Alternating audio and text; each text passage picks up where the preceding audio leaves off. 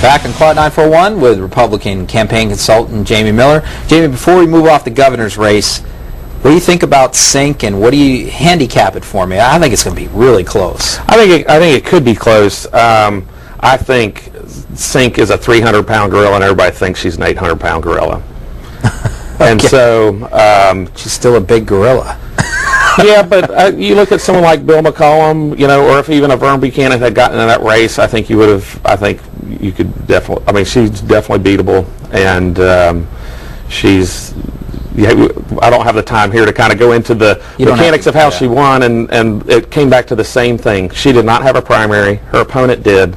She beat the heck out of Tom Lee because he had a primary, and so everybody thinks she's unbeatable.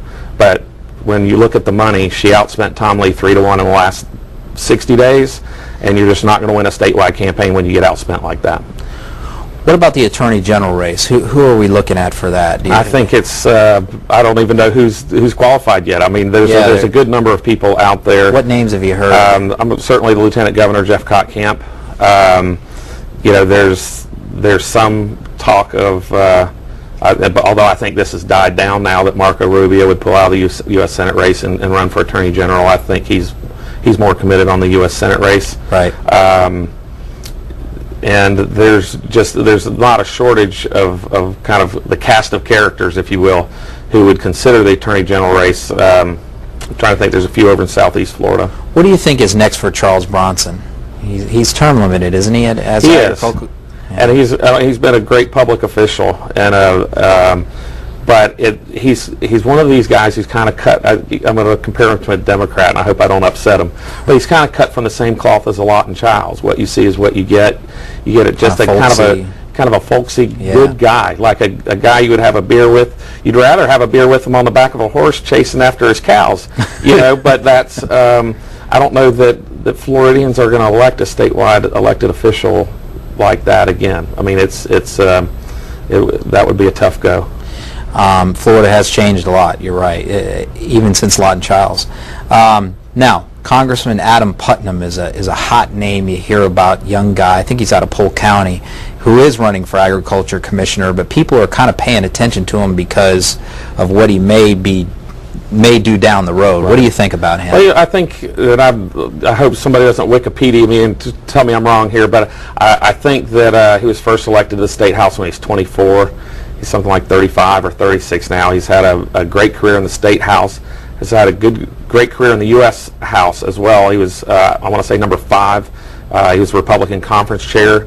You don't become Republican Conference Chair under the age of 50 with 20 years seniority without being, just a stellar person.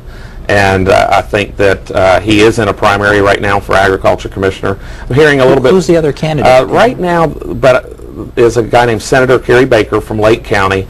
But I'm hearing a little bit more that people are trying to get Senator Baker focused on the congressional seat in Orlando, which would be the Alan Grayson seat, who beat Rick Keller. Okay. Which I think would be a great move for Senator Baker. I think that district would fit him. It would make a lot more sense, but to answer your question, Adam Putnam's going to make a great candidate. A lot of people are clamoring around him because they see a future governor and beyond, possibly. Okay, so you like it. You like Putnam as a rising star in the party? He absolutely is.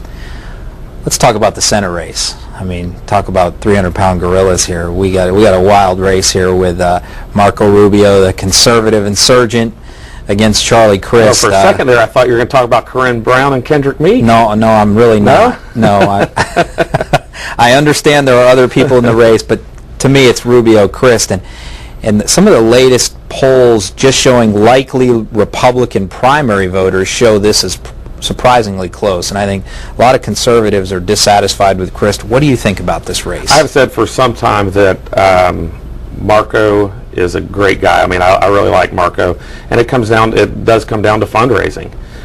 If Marco is able to expand his base into a kind of a national fundraising, if he becomes a darling of Rush Limbaugh and Sean Hannity and others who say, hey, this is a young guy, a Cuban American who can carry the torch of the Republican Party for a very long time, great family, great credentials, he would be able to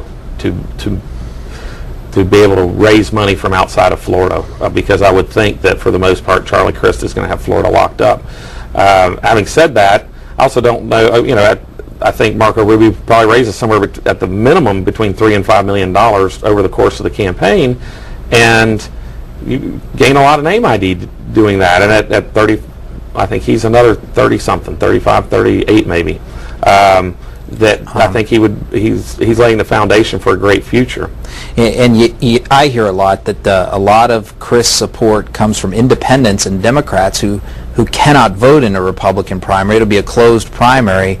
Do you think that makes him vulnerable, or do you just think he's going to have too much money and all that? Well, Charlie Crist is sitting governor of Florida, and Marco Rubio is a former Speaker of the House. So certainly, I would peg this race as Charlie's to lose. Right. Now there is a 60-day session in the spring that will be very tough for a sitting governor, where a legislature sees him as a lame duck.